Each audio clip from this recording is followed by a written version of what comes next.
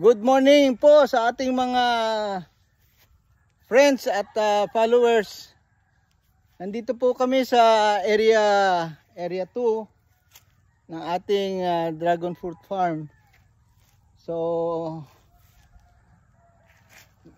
kasama na po ito na magbubunga siguro by April or May. Ito pong mga ganda na po yung kanyang suloy. Malalapad na at magumpisa ng mamunga ito ngayong May po. So ito po yung aking area 2 at napakaganda ng tubo. So ito yung first, kung sakaling tutubo siya, ito yung first na bunga niya. Kasi ang unang nagbunga sa akin yung area 1 eh. So ito yung area 2 na nabubunga sa Ito, tinutulungan na tayo ni Marisa. Oh Marisa, bumati ka naman. Ito si Marisa. Asawa ni Dodong. At masipag sila at nagdidilig na ng ating mga dragon fruit. Meron din kasamang mga durian at mangustin dito, pero matagal pa ito. At pomelo at konting gulay. So yan po ang aking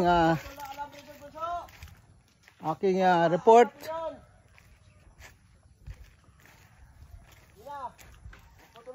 Mga ilang poste ba itong area 2 natin, Dodong? Abot ba ng 300 to? Sobra sa 300 itong poste namin dito.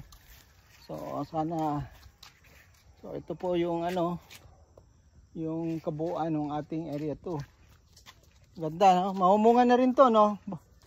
Mahumunga na ito kasi maano na yung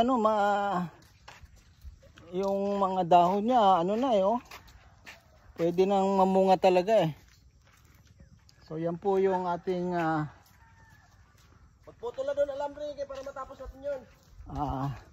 At yung mga una kong tinanim dito, yung mga kalabaw na mangga, makikisabay na rin sa pagbunga ito. May mga bulaklak na rin. Pwede na rin di ba?